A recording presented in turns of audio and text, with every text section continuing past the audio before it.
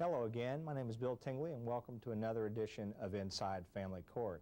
My guests today are Judge Joan Byer from Family Court Division 1 and Steve Stratford from the Independent Living Team for the Cabinet for Families and Children. Thank you for being with me today. Our topic is children who are aging out of foster care. But before we go into that area of this topic, Judge, I'd like to talk a little bit about how children end up in foster care. If a child is in a family situation and their case might be brought to court and it's determined that a child has been abused or neglected, our goal in the courts, of course, is to keep the children safe. Our other goal is to try to keep them with family members to limit the amount of trauma a child has suffered. If there's not an appropriate or an available family member for a child to live with while the parent or parents are receiving treatment and services, the child will go into one of our many foster care homes, and hopefully in the county. All right. And at the point that you put the child with foster care, Steve, is that where you come in? Yes. And what is the role of the cabinet? And if you will, speak generally about all age groups, and then I'd like to focus in on your particular area of expertise. The cabinet basically is providing the family and the resources available for the children when they come into foster care. Like I say, the foster home replaces the home of birth and works with the birth parents and the cabinet to try to get the kids back if at all possible. At the same time, they're providing counseling services and the nurturing environment, working on the educational issues that the kids need, and trying to keep them safe. What other type of government benefits or services are available to children once they've been placed in foster care? The benefits available are many. Obviously, the most important part is the residential component, whether it be in a foster home, a treatment home, or other types of facilities, depending on the child's needs. Also, along with that comes medical, because most of our children are covered under Medicaid, so we're able to get psychological counseling, we're able to get any medical or dental work necessary at that point. Also, you get a case manager who is hopefully working with both the family and the foster parent, and also looking at other needs, whether it be the counseling issues, the educational components. So you have somebody that's kind of case managing everything. During the time that the child is in foster care, Judge, who is actually the parent or the legal custodian? The Cabinet for Family and Children stands in the place of the parent. They are responsible legally in the court's eye to maintain protection for this child, make sure they're getting the services they need, make sure they're getting to school, getting medical services, psychological services. While we might normally think of a child coming into foster care at a very young age, there are some children that come into foster care at an older age, where they come through a different door, where they might be beyond their parents' control or runaway or severely truant. And on some occasions, although not many, those children will be committed to the care of our cabinet and then receive services. That's a little bit different picture than one might be used to thinking about, because we often think of small children primarily coming into the foster care system.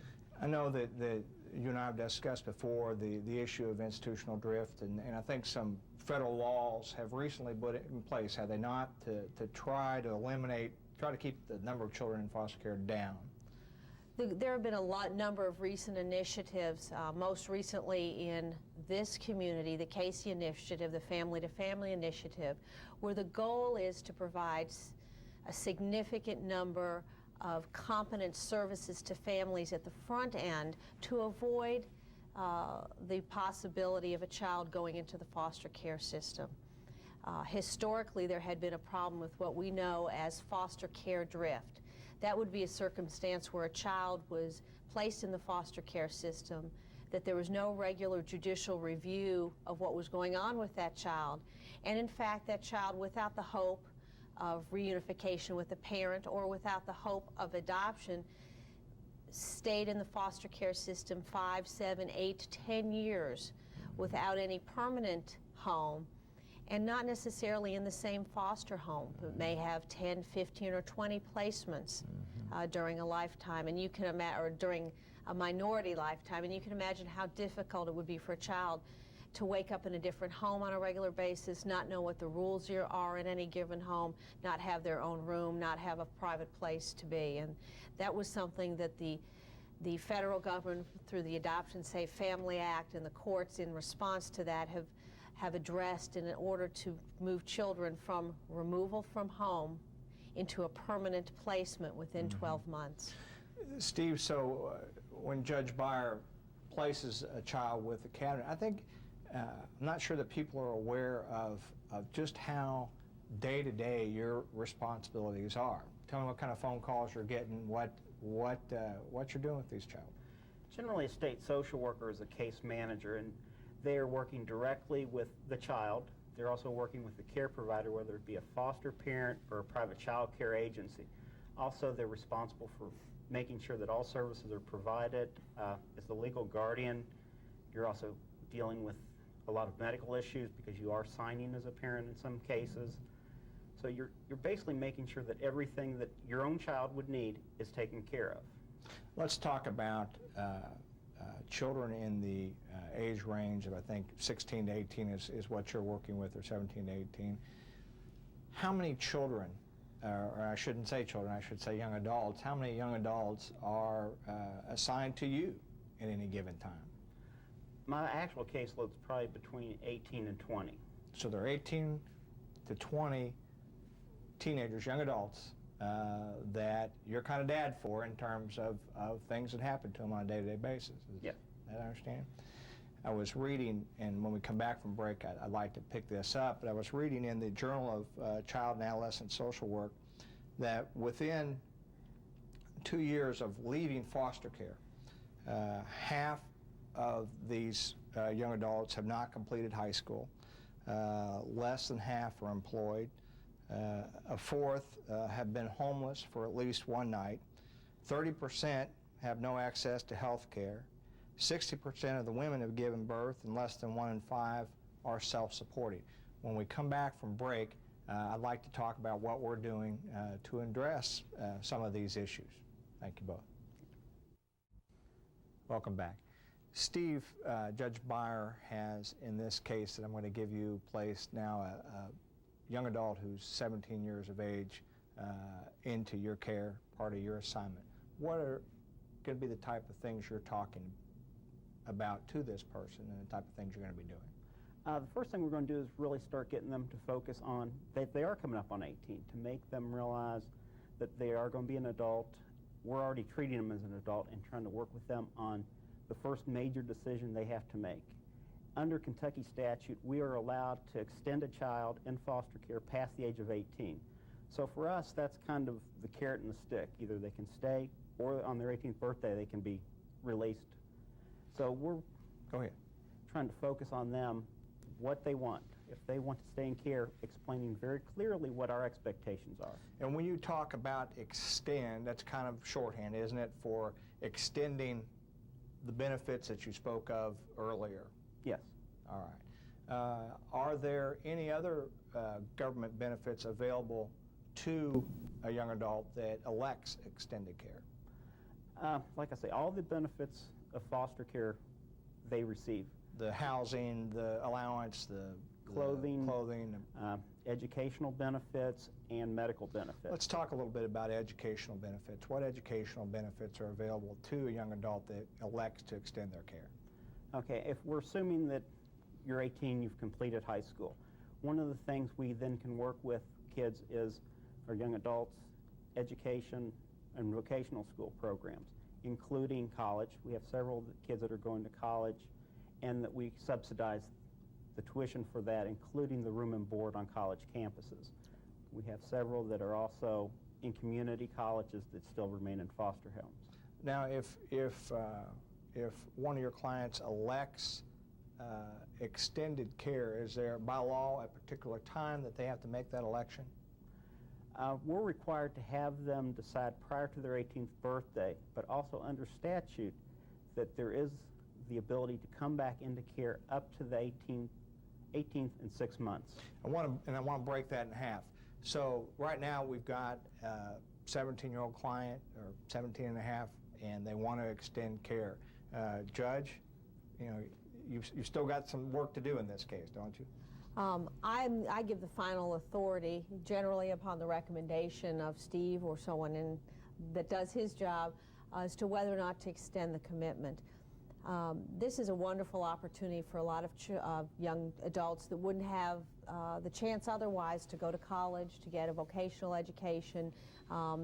They are wonderful children that have now, because of the support of the foster home, because of the support of the members of the social workers and the Cabinet for Family and Children, have an opportunity that maybe other members of their family didn't, or they wouldn't had they been with their remained with their biological parents. But I think it's important to know that a lot of kids can't wait to get out of foster care at 18. And so part of Steve's job that he does so well is he respects the children and the young adults and treats them in a way so that they understand that this is an option for them, that it's not in any way minimizing the importance of their biological family, but giving them an option that they might not ordinarily have. Because we do know statistically that the majority of our children that have been in foster care, when they age out, end up going back to their biological families. Interesting, interesting. But the fact that you're involved tells me two things. Number one, possibly there may not be a recommendation for extended care, or you may have to make a factual determination that extended care is not warranted. Are there cases where it's not granted? I will always give a child a chance if they express the desire to continue their education and wish to continue receiving the benefits from the Cabinet. I will give them that opportunity, but the agreement they make with Steve and the Cabinet is fairly clear, that they have to maintain themselves in school, that they have to do certain things, and if they don't, then that, in essence, after they've intervened to some extent, will then dissolve their extended commitment, and they will be responsible for maintaining themselves without that help. Before we move much further down, though, on the extended care, if a child came in at 16, is 18, this just before 18, is that the first time you've seen them since you've committed them to the state? Absolutely not. It would depend, of course, at what age they came. Sure. Before me, but I will see them at minimum every year, once a year. But often, if we're not certain where they're going to go in terms of this commitment, extending commitment issue, or if I feel that the Cabinet hasn't provided enough services, or that the child is not in a place where they're ready to be self-sufficient, I may bring that case back to court more regularly, so that I can monitor and make sure that this child will be as well equipped as they can to be self-sufficient when they leave the foster care system. So, Steve, you're talking, the election to extended care has been made. Judge Byer has sustained that. The child will enter into extended care. What type of, what's the contract look like? What can they do and not do, and what's the monitoring look like? Okay, generally the contract on our team, they need to maintain a placement because you have an 18-year-old, foster care is really not designed for adults. So they really have to work on being able to maintain a placement. When you say a placement, as in a place to live? Yes. Okay, and what help, if any, is the Cabinet able to provide with that? A lot of the kids, particularly if they're still working on high school education, can either remain in the foster homes that they've grown up in or been in the last year or so. And also private child care agencies can keep kids who are working on primary education or high school education. What else are they required to do? Are there any academic requirements? They have to make good progress. On our agreement, generally it says a 2.0 grade point average. And since a lot of the extensions are designed for children or young people in college, we also expect 12 credit hours. For high school kids, that usually translates to full-time school. What about behaviors beyond the academic and the living? One of the agreements I make with them is, you're an adult, I don't bail people out of jail. I have no legal obligation, and so if a child does get in major legal trouble, that is grounds for termination. Okay. What would you estimate to be the percentage of young adults who elect to go into extended care? Off our team, I would say probably close to 50% of the kids at least extend for some period of time. All right, and then that's another good point. Do they all, as I understand it, benefits absolutely terminate at 21 regardless Yes. of where you are? Is that correct? How long do they usually on average stay into extended care? Most probably are there for a year, maybe a year and a half. A lot of them will extend to finish high school or for something specific. But we do have kids who will stay in care till their 21st birthday because, one, they're in college and they're making good progress. Mm-hmm. And that's one of our concerns is once you turn 21, we can no longer help financially. Mm-hmm. And the other group is probably those with special needs. We have a lot of those children that stay in care up to that 21st birthday. The problem we have is that we can no longer provide services, and the adult system does not flow very nicely into our system, and we have a lot of crises, and that's one of the things we're working on now. Very good. When we come back from break, let's talk about that second chance option you mentioned earlier. Thank you. Welcome back. Judge Byer, one of Steve's young adults has chosen extended living. The adult's now 18 and a half, 19 years old, and Steve's having major trouble. What jurisdiction does your court have, beyond your own personal interest perhaps in the case, to help him out? The arrangement that Steve has with this child is purely an administrative arrangement, and once a child is over 18, the courts don't regularly review those cases. Certainly if I was interested in the child, particularly if I've known the child growing up, I would want to know what would be happening with that child. But the process of having a child stop in the extended care program is purely an administrative one within the agency. So if I translate that, Steve, what it sounds like Judge is saying is, if you're having enough problems and the individual is really not compliant with the contract, you've got the authority to say that's it. And that's exactly what happens. It's unfortunate because for a lot of these kids, we're the last recourse for them. They don't have a whole lot of family support or anything else, and we basically have to give them a 2-week notice. Luckily, we do work with these kids prior to that. It's not like you messed up, you're out of here today. Mm-hmm. We try to work with them saying, these are the expectations, this is what you've agreed to. If you don't do this, we will terminate your commitment. And so we really do try to make sure the kids know what our expectations are. But the bottom line is if they're not doing what we need to, we will cut them loose. Judge Byer earlier referenced the fact that some children, or young adults I should say, get to the end of foster care and say, I've had enough, thank you very much, adios. But there is a halfway, is there not, between extended care and just walking away from the system?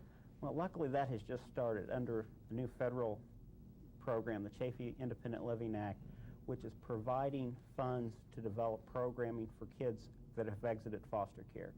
It provides housing and case management for kids between the ages of 18 and 21 who have left foster care.